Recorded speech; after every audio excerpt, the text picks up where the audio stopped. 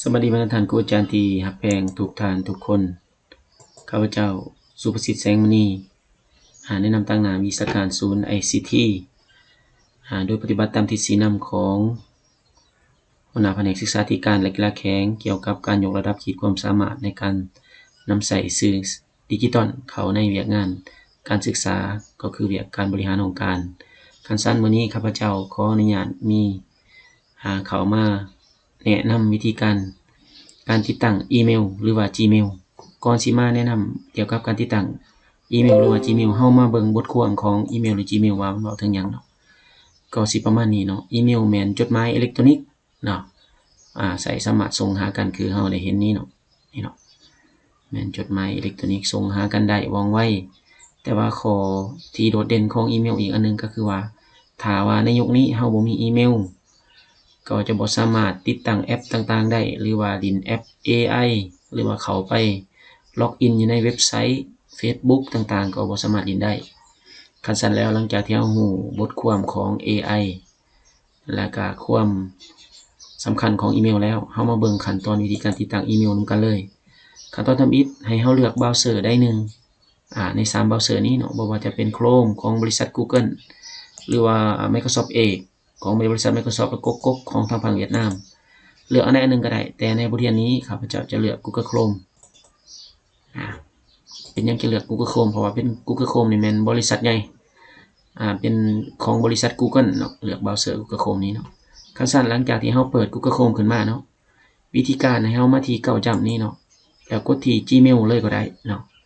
กดที่ Gmail เนาะอย่างเช่นตัวอย่างข้าพเจ้ากดที่ Gmail ปึ๊บเนาะ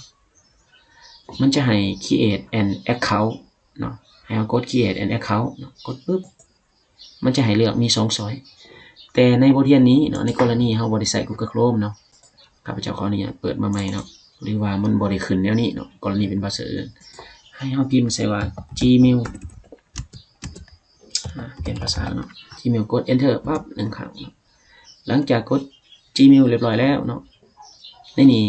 ให้เฮากดไปที่อีเมลหรือว่า Gmail Google กดไป1ครั้งหลังจากกดไปก็จะได้หน้าต่างคือกันกับบางอย่างนี้เนาะให้เฮากดมาที่ create an account มีความหมายว่าสร้างบัญชีใหม่เนาะกดเข้าไป1ครั้งหลังจากเฮากดเข้าไปจะมี2ช้อยให้เลือกคือ for my personal use และ for my work or business สำหรับช้อยที่1แม่นสร้างสำหรับเฮาเองสำหรับช้อยที่2แม่นสำหรับเวียกและองค์กรเฮากดช้อยที่1หลังจากเฮากดช้อยที่1แล้วห้องทำอิฐเนาะในการสร้างอีเมลหันเนาะให้เฮากดที่ใส่ชื่อของเฮาอย่างเช่นข้าพเจ้าใส่ชื่อว่าเป็นภาษาลาวหรือภาษาอังกฤษก็ได้เด้อบรรดาท่านนางเนาะนามสกุลแสงมานี่เนาะเฉพาะในห้องนามสกุลนี่เฮาอาจจะใส่หรือบ่ใส่ก็ได้เนาะแต่ในที่นี้ข้าพเจ้าจะใส่ครบเลยจากนั้นเนี่ยเฮากด next เพื่อสืบต่อขั้นตอนถัดไปกด next 1ครั้งเนาะ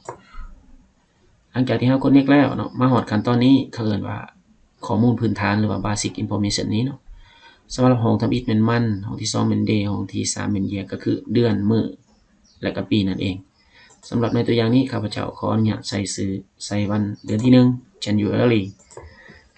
ใส่วันที่1เกิดปี1985เนาะจากนั้นมาระบุเพศเนาะมี female มี male แล้วก็มีบ่อยากระบุเนาะในที่นี้ข้าพเจ้า female ผู้หญิง male ผู้ชายกด male นะจากนั้นให้กด next เพื่อสืบต่อขั้นตอนถัดไปหลังจากที่เฮากด next เป็นที่เรียบร้อยแล้วตัวโปรแกรมจะตัวอีเมลตัวของบริษัทวันนี้จะสั่งอีเมลขึ้นมาให้เฮาเลือก2ช้อยเนาะซึ่งในนี้จะมีแสงมณีนาง3แล้วก็นางแสงมณี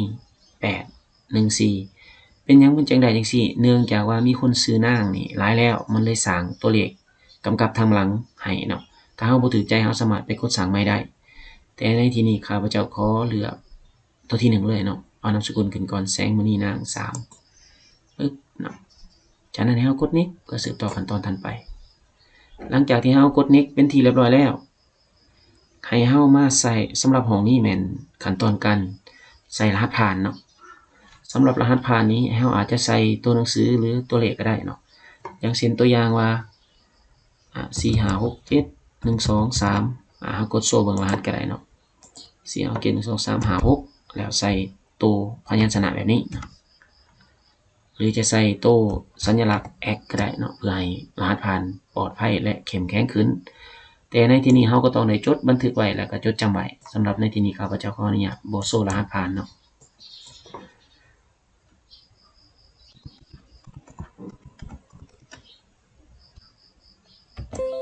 สำหรับห้องที่2ก็ให้ใส่รหัสผ่านเดียวกันเด้อบรรทัด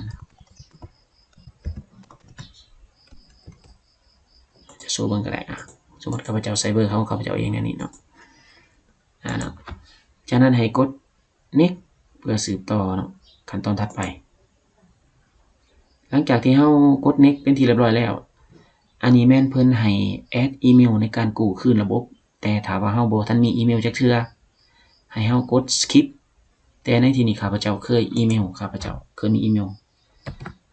จะสร้างอีเมลกู้คืนระบบถ้าเฮาบ่มีก็ให้กดข้ามเนาะแต่ว่าคันมีก็ให้ใส่เพื่อว่าในกรณีเฮาลืมรหัสเฮาสามารถเอาอีเมลตัวนี้เอาอีเมล supersit88@gmail.com นี่กู้รหัสผ่านของอีเมลที่เฮาสร้างในก่อนหน้านั้นเนาะคือนางแสงมณีนางสามัญเนาะฉะนั้นเฮากด next เพื่อสืบต่อขั้นตอนถัดไปหลังจากที่เฮากด next เป็นที่เรียบร้อยแล้วเนาะเฮาก็จะได้ชื่อนางแสงมณีอีเมลแม่นแสงมณีนาง 3@gmail.com จากนั้นเฮากด next เพื่อสืบต่อขั้นตอนถัดไปมาฮอดขั้นตอนนี้เนาะทางตัวบริษัท Google เพิ่นจะให้เฮาอ่านเงื่อนไขต่างๆว่ามีเงื่อนไขจังซั่นต้องมีนโยบายจังซั่นแต่ว่าเฮาอ่านหรือบ่อ่านก็บ่เป็นหยังให้เฮากดยอมรับไปก่อนกด agree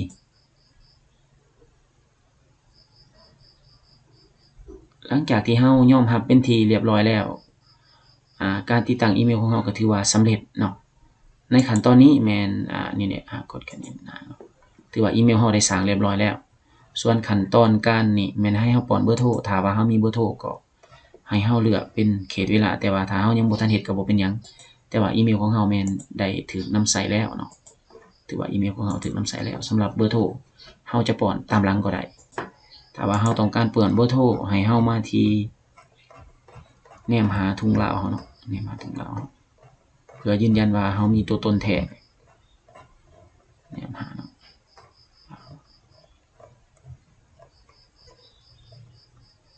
LMN เนาะนี่เนาะ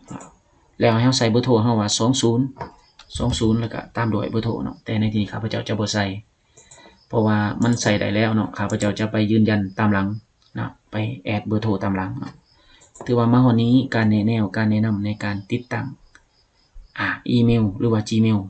ซึ่งว่าถ้าว่าเฮาติดตั้งอีเมลไปที่เรียบร้อยแล้วเฮาก็จะสามารถใส่ผลิตภัณฑ์อื่นได้เนาะบ่ว่าจะเป็น Google Earth หรือว่าNotebook ML หรือว่าโปรแกรมประชุมต่างๆ Google Meet เนาะ